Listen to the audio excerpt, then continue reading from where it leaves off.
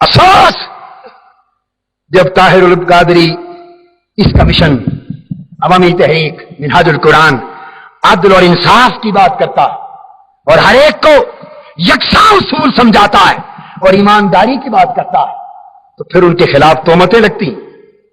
ایک گھر میں چلے جاؤ, ایک گھر میں وہ کہتے ہیں وہابی ہو گئے, ایک پاس جاؤ وہ کہیں گے وہابی ہو گئے, ادھر چلے جاؤ کہیں گے شیعہ ہو گئے. زاہد تنگ نظر نے مجھے کافر جانا اور کافر یہ سمجھتا ہے مسلمان ہوں میں.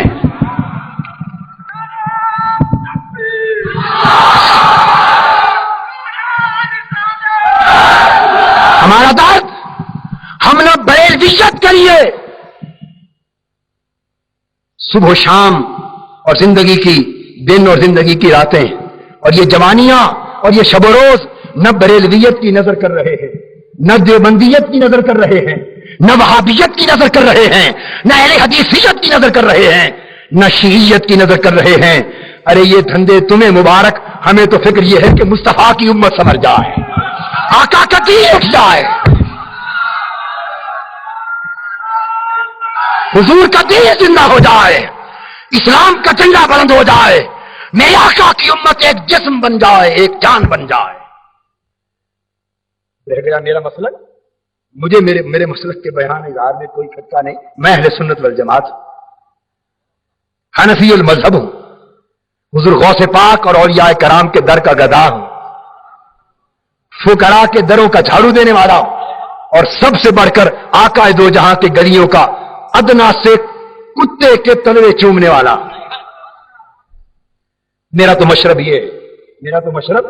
یہ فقط یہ کہتا ہوں کہ لوگوں یہ وقت کب آئے گا جب تم فرقہ واریت کی جنگ سے نکل کر ذرا وسیع پیمانے پر آقا کی پوری امت کی سوچ رکھنے والے بن جاؤ گے. یہ وقت کب آئے گا جب تمہاری نظر ان جھگڑوں سے اٹھ کر پورے اسلام کو بلند کرنے کی طرف اٹھے گی. آؤ, دین کے دشمن دین کو مٹانے کی فکر میں ہے. امریکی سامراج مسلمانوں کو ختم کرنے کی فکر میں ہے.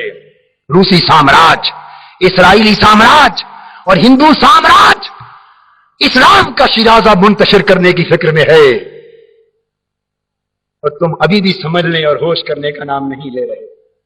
ہمارا پیغام تو فقط یہ ہے بھائی, تم سنی بھی ہو, تم شیعہ بھی ہو, تم بریلوی بھی ہو, دیوبندی بھی ہو, اہل حدیث بھی ہو, بھائی سب کچھ رہو اور سب کچھ رہنا تمہیں نصیب. مگر ہم یہ نہیں روکتے کہ یہ نہ بنو, یہ کہتے ہیں کہ یہ بنو پر ان سے اونچے مصطفیٰ کے غلام بھی بنو, مسلمان بھی بنو, اسلام کا جھنڈا اٹھانے والے بھی بنو.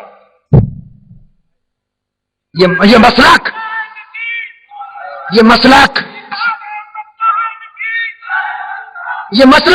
ندیاں ہیں, نالے ہیں. سنیت, شیعیت, بریلویت, دیوبندیت, اہل حدیثیت, یہ ندیاں نالے ہیں.